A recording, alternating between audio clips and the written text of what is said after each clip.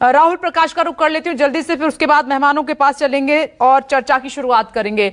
राहुल प्रकाश, इन सबके बीच आपके पास इंफॉर्मेशन क्या है? क्योंकि दूसरी तरफ आरोपियों की धरपकड़ भी जारी है। तकरीबन 25 आरोपी अरेस्ट हो चुके हैं इस मामले में। तस्वीरें दिखाते रहिए, जमीनी हालात भी बताते रहिए।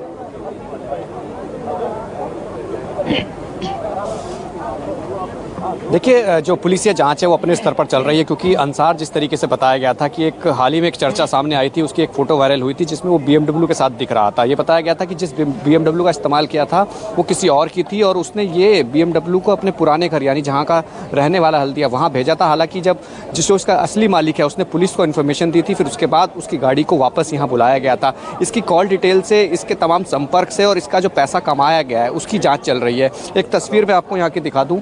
कल जब एनक्रोचमेंट हुई थी, आप अगर एक परिवार को देख रहे होंगे, कल इन्हीं के जूस कॉर्नर और इन्हीं के एक छोटी सी दुकान को तोड़ा गया था। ये समेटने पे लगे हैं। ये कल भी की तस्वीर थी। कल जिस तरीके से रो रहे थे, आज उसको समेटने में लगे हैं। इन्हें कहना है कि 20 साल से ये रह रहे थे, उसके बाद आज ये पहली बार उन्होंने तस्वीर देखी है और तस्वीर ऐसी कि सब कुछ उजाड़ दिया। जिससे रोजी रोटी चल रही थी वो भी ख़त्म कर दिया। लेकिन अभी फ़िलहाल की बात की जाए, तस्वीर यही है कि एक दायरा सीमित कर दिया है, लोगों को मनाही है बाहर आने की और मीडिया को भी एक दायरे में रखा गया है और बात करने के लिए पूरी तरीके से मना किया गया है। लेकिन दूसरी तरफ अगर इस पूरे घटनाक्रम की जांच की जा रही है, जो पुलिस कर रही है, उसमें कई ऐसे चीज़ें हैं जो पुलिस को मिली हैं, यानी इसके तहत जानकारियां बटोरी गई हैं, क्योंकि 14 से ज़्यादा टीमें इसमें काम कर रही हैं। और जिस तरीके की बात की जा रही थी कि अंसार, जिसकी बात हमने पहले भी की, जो कॉल डिटेल है वो तय करेगी, उसमें तमाम चीज़ें होंगी कि कितने पहले से ये बातचीत चल रही थी इस प्लानिंग के लिए, कि जब पूरा घटनाक्रम हुआ उस घटनाक्रम में जो जो लोग शामिल थे, क्या इन्होंने किसी तरीके से प्लानिंग की, क्योंकि जो कॉल डिटेल्स है उसमें तमाम वो लोग हैं जिनसे वो घंटों बात की है,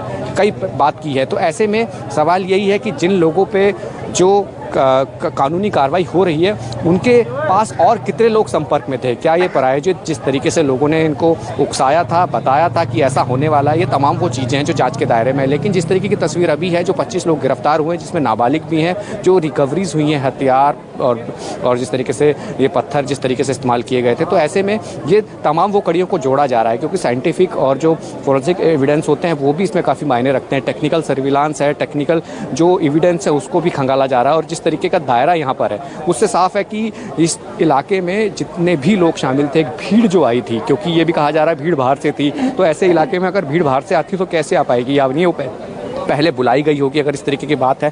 तो अगर ऐसी बात है तो उसकी भी जांच की जा रही है। तस्वीरें आपके सामने यही हैं कि यहाँ पे तमाम जो बल है, पुलिस बल, वो कितना ज़्यादा है। एक सेक्टर की जो हम कल बात कर रहे थे और आज के सेक्टर की बात की है, सेक्टर ज़रूर बनाए गए हैं, लेकिन जो एक दायरा है जो सीमित कर दिया गया है हम लोगों के लिए कि यहाँ पे यहीं से आगे नहीं जाना है। और दूसरी तरफ जो तस्वीर यही है कि इस पूरे इलाके में जो पुलिस का पहरा है वो और ज़्यादा सख्त है, क्योंकि इलाके के लोगों में भले ही मन में तमाम वो चीज़ें चल रही है कि अचानक से ये हुआ, उसके बाद कल ये जिस तरीके का कहा जाए कि डिमोलिश हुआ सारा इलाके में, जो 2 घंटे की कार्रवाई उन्होंने की, तो एक मन में भय था, तो वो अभी तक निकला नहीं है।